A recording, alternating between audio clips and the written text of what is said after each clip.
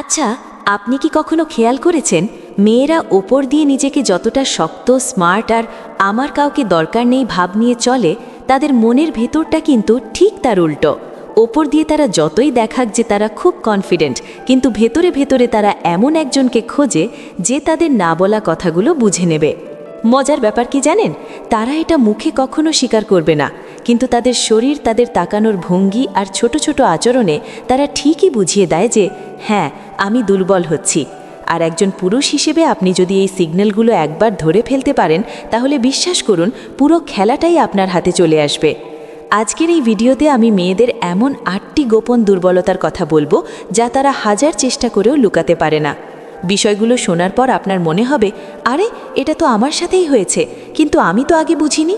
তাই খুব মনোযোগ দিয়ে ভিডিওটা শেষ পর্যন্ত দেখবেন। আর হ্যাঁ, মূল আলোচনায় যাওয়ার আগে একটা ছোট্ট অনুরোধ, আপনি যদি মানুষের মনস্তত্ত্ব এবং এই ধরনের গোপন সাইকোলজি সম্পর্কে জানতে আগ্রহী হন, তাহলে এক্ষুনি ভিডিওটিতে একটি লাইক দিয়ে দিন এবং চ্যানেলটি সাবস্ক্রাইব করে আমাদের পরিবারের অংশ হয়ে যান, কারণ আজকের আলোচনা আপনার চিন্তা ভাবনা পুরোপুরি বদলে দেবে। চলুন আর দেরি না করে মূল রহস্যগুলো জেনে নেওয়া যাক। দেখুন, আমাদের সমাজে বা ইউটিউবে আপনারা হয়তো অনেক ভিডিও দেখেছেন যার টাইটেল থাকে মেয়েদের পাগল করার উপায় বা নারীর মনের গোপন রহস্য। এই ধরনের ভিডিওতে অনেক কিছুই বলা হয়, কিন্তু আজ আমি আপনাকে যেটা বলবো সেটা কোনো বানানো গল্প নয়, এটা হলো পিওর হিউম্যান সাইকোলজি। আমি এখানে সেই 8টি সাইকোলজিক্যাল পয়েন্ট নিয়ে কথা বলবো যা একটা মেয়েকে আপনার প্রতি মানসিকভাবে এবং শারীরিকভাবে দুর্বল করে তোলে। 1. চোখের ভাষা বা আই কন্ট্যাক্ট বা চোখের দৃষ্টি। সবার আগে যেটা আসে সেটা হলো চোখের ভাষা। কথা বলার সময় আমরা কি বলি তার চেয়ে বেশি গুরুত্বপূর্ণ হলো আমরা কিভাবে তাকাই। যখন কোনো মেয়ে আপনাকে পছন্দ করতে শুরু করে বা আপনার প্রতি দুর্বল হয়, তার প্রথম লক্ষণ ফুটে ওঠে তার চোখে। ধরুন আপনি তার সাথে কথা বলছেন, সাধারণ কথায় হয়তো সে স্বাভাবিক থাকবে, কিন্তু আপনি যদি একটু সাহসের সাথে একটু বাঁকা হাসি নিয়ে সরাসরি তার চোখের মনির দিকে তাকিয়ে থাকেন, তখন দেখবেন সে বেশিক্ষণ আপনার দিকে তাকিয়ে থাকতে পারছে না। সে লজ্জা পাবে, চোখ নামিয়ে নেবে, হয়তোবা চুল ঠিক করতে শুরু করবে বা ঠোঁট কামড়াবে। সাইকোলজি বলে এই যে তার অস্বস্তি, এটা কিন্তু খারাপ কিছু নয়। এর মানে হলো তার মনের ভেতরে একটা ঝড় চলছে। যখন আপনি চোখের দিকে তাকিয়ে কথা বলেন এবং মাঝে মাঝে আপনার দৃষ্টিটা তার ঠোঁটের দিকে নামিয়ে আবার চোখে ফিরিয়ে আনেন, মাত্র 1 বা 2 সেকেন্ডের জন্য, তখন তার মস্তিষ্কে একটা অদ্ভুত সিগন্যাল যায়। সে বুঝতে পারে আপনি তাকে শুধু বন্ধু হিসেবে দেখছেন না, আপনার মনে অন্য কিছু আছে। আর মেয়েরা এই টেনশন বা উত্তেজনাটা খুব পছন্দ করে। সে মুখে হয়তো কিছুই বলবে না, কিন্তু তার হার্টবিট বেড়ে যাবে। সে চাইবে আপনি এভাবেই তার দিকে তাকিয়ে থাকুন। এই আই কন্ট্যাক্ট হলো এমন একটা অস্ত্র যা কোনো স্পর্শ ছাড়াই তাকে আপনার প্রতি দুর্বল করে দিতে পারে। 2. স্পর্শের magic, the power of touch. দ্বিতীয় যে বিষয়টি খেয়াল করবেন তা হলো স্পর্শ। মেয়েরা কিন্তু যাকে তাকে ছোঁয় না, বা কেউ তাকে হুট করে ছুলে সে পছন্দও করে না, কিন্তু যখন সে আপনাকে পছন্দ করে তখন বিষয়টা পুরোপুরি আলাদা হয়ে যায়। খেয়াল করবেন সে কথা বলতে বলতে কি অকারণে আপনাকে ছোঁয়ার চেষ্টা করছে, হয়তো হাসতে হাসতে আপনার হাতে একটা চাপ দিল, কিংবা রাস্তা পার হওয়ার সময় আপনার শার্টের হাতাটা ধরল, অথবা ধরুন আপনার শার্টের কলারটা একটু বাঁকা হয়ে আছে, সে নিজ থেকেই সেটা ঠিক করে দিল। এই ছোট ছোট স্পর্শগুলো কিন্তু সাধারণ নয়, এগুলো হলো গ্রিন সিগন্যাল। সাইকোলজি বলে যখন কোনো মেয়ে কোনো ছেলের পার্সোনাল স্পেস বা ব্যক্তিগত সীমানার ভেতর ঢুকে পড়ে এবং তাকে স্পর্শ করতে দ্বিধা করে না, তার মানে সে মনে মনে আপনাকে পারমিশন দিয়েই রেখেছে। সে চাইছে আপনিও তাকে স্পর্শ করুন। তবে এখানে একটা কৌশল আছে। আপনি যখন তাকে স্পর্শ করবেন, সেটা হতে হবে খুব আলতো এবং আকস্মিক। ধরুন কথা বলতে বলতে আপনি হালকা করে তার কাঁধে হাত রাখলেন, এবং সে যদি সরে না যায় বা বিরক্ত না হয়, তাহলে বুঝে নিন সে আপনার নিয়ন্ত্রণে চলে আসছে। স্পর্শের এই ভাষাটা যে বুঝতে পারে, তার জন্য বাকি পথটা খুব সহজ হয়ে যায়। 3. গোপনীয়তা বা প্রাইভেসির প্রতি আকর্ষণ। প্রত্যেকটা মেয়েই চায় তার জীবনে এমন একটা গল্প থাক যা কেউ জানবে না। তারা এমন কাউকে খোঁজে যে তাদের সিক্রেট কিপার বা গোপনীয়তার রক্ষক হবে। যখন কোনো মেয়ের মনে হয় যে আপনার সাথে সে তার মনের সব কথা বলতে পারছে এবং এই কথাগুলো আপনারা দুজন ছাড়া আর কেউ জানবে না, তখন সে আপনার উপর মানসিকভাবে অসম্ভব নির্ভরশীল হয়ে পড়ে। মেয়েরা আসলে একটু দুষ্টু বা রোমাঞ্চকর সম্পর্কের ফ্যান্টাসি করে, যেখানে সমাজ বা অন্য কেউ নাক গলাবে না। যখন সে আপনাকে বলে আজকে বাসায় কেউ নেই, বা আমার খুব বোরিং লাগছে, কথা বলার কেউ নেই, তখন সে আসলে আপনাকে টেস্ট করছে। সে দেখতে চায় আপনি এই সুযোগটা কিভাবে নেন। আপনি যদি তাকে এটা বোঝাতে পারেন যে আপনার কাছে তার সব সিক্রেট সেফ এবং আপনি তাকে জাজ করবেন না, তখন সে তার ভেতরের বুনো ইচ্ছাগুলো আপনার সামনে প্রকাশ করতে শুরু করে। এই যে মেয়েদের দুর্বল করার কৌশল, এটা আসলে আর কিছুই নয়। এটা হলো তাকে বিশ্বাস করানো যে আমার সাথে তুমি যা খুশি করতে পারো, এটা আমাদের মধ্যেই থাকবে।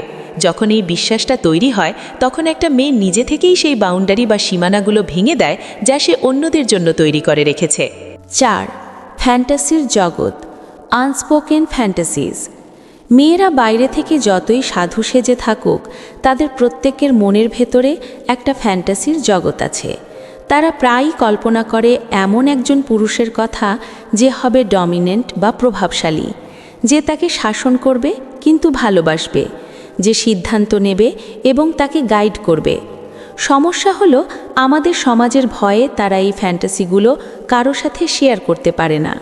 এখন আপনি যদি কথার ছলে তাকে বোঝাতে পারেন যে আপনি তার সেই ফ্যান্টাসির পুরুষ হতে পারেন, তাহলে সে চুম্বকের মতো আপনার দিকে ছুটে আসবে।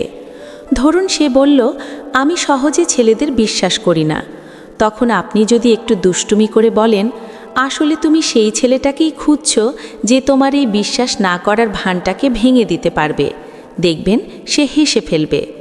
যখন আপনি তার মনের সুপ্ত ইচ্ছাগুলোকে কথার মাধ্যমে উস্কে দেন, তখন সে ভাবে এই ছেলেটা আমাকে কতটা ভালো চেনে, আর এই অনুভূতিটাই তাকে আপনার প্রতি দুর্বল করে দেয়। সে তখন চায় যে আপনি সেই ফ্যান্টাসিগুলোকে বাস্তবে রূপ দিন। 5. নিষিদ্ধ জিনিসের প্রতি টান, ফরবিডেন ফ্রুট এফেক্ট। এটা মানুষের একটা স্বভাবজাত প্রবৃত্তি, আর মেয়েদের ক্ষেত্রে এটা আরও বেশি কাজ করে।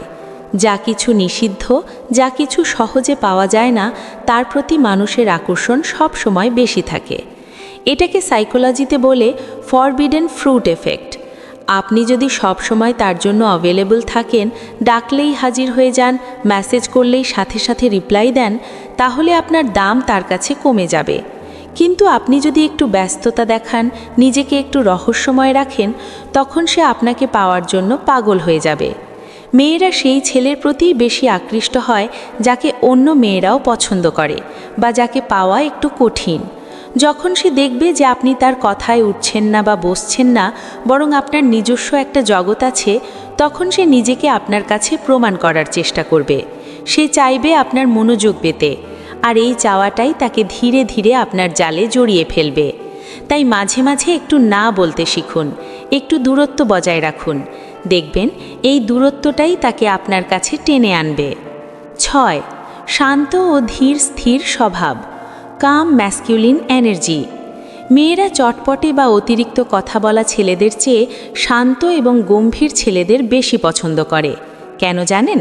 কারণ শান্ত থাকাটা একটা কনফিডেন্সের লক্ষণ। যখন আপনি কোনো পরিস্থিতিতে উত্তেজিত না হয়ে শান্ত থাকেন, তখন মেয়েটি আপনার মধ্যে একটা নিরাপত্তা খুঁজে পায়। ধরুন আপনারা কোথাও বসে আছেন, হঠাৎ কোনো একটা সমস্যা হলো। আপনি যদি প্যানিক না করে শান্তভাবে পরিস্থিতি সামাল দেন, মেয়েটি আপনার দিকে তাকিয়ে মুগ্ধ হয়ে যাবে। আপনার নড়াচড়া হবে ধীর স্থির, কথা হবে স্পষ্ট এবং চোখের চাউনি হবে গভীর। এই যে পুরুষালী ভাব, এটা মেয়েদের ভীষণভাবে টানে। যখন আপনি তার সামনে বসে থাকবেন, তখন অহেতুক হাত পা নাড়বেন না বা নার্ভাস হবেন না। আপনার এই শান্ত রূপ তাকে মানসিকভাবে অস্থির করে তুলবে।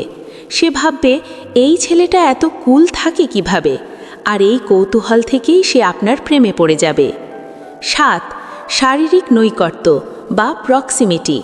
এটা খুব ইন্টারেস্টিং এবং একটু সেন্সিটিভ একটা পয়েন্ট। মেয়েদের শরীরের কিছু কিছু জায়গা খুব সংবেদনশীল হয়, যেমন তাদের ঘাড়, কোমর বা উরু। তবে এর মানে এই নয় যে আপনাকে সেখানে হাত দিতে হবে, একদমই না। আসল খেলাটা হলো স্পর্শ না করেও স্পর্শের অনুভূতি দেওয়া।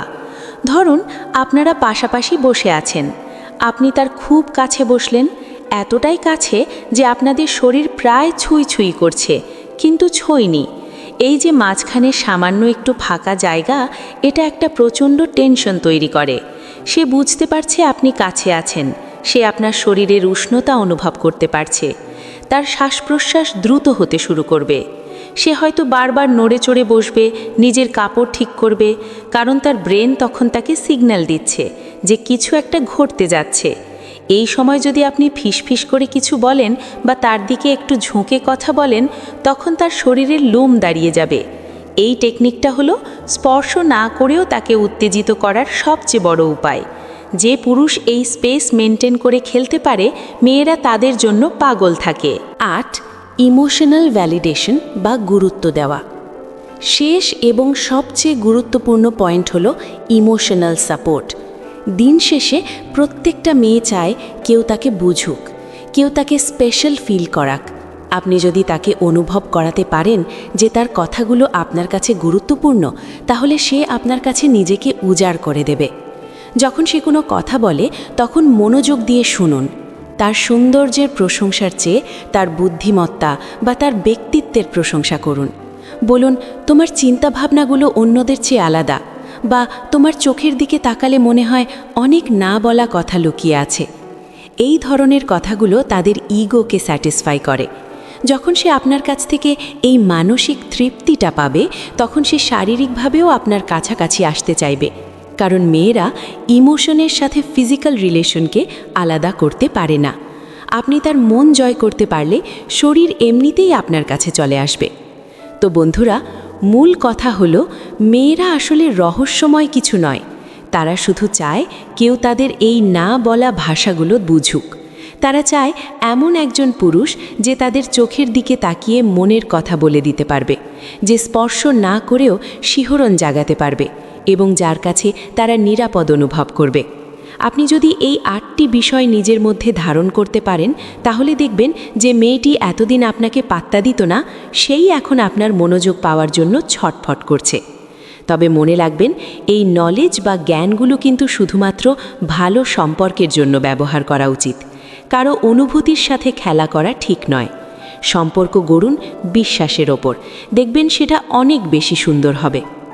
আজকের ভিডিওটি যদি আপনার একটুও কাজে লেগে থাকে বা ভালো লেগে থাকে, তাহলে অবশ্যই লাইক করবেন আর আপনার সেই বন্ধুদের সাথে শেয়ার করুন যারা মেয়েদের মন বুঝতে গিয়ে হিমশিম খাচ্ছে।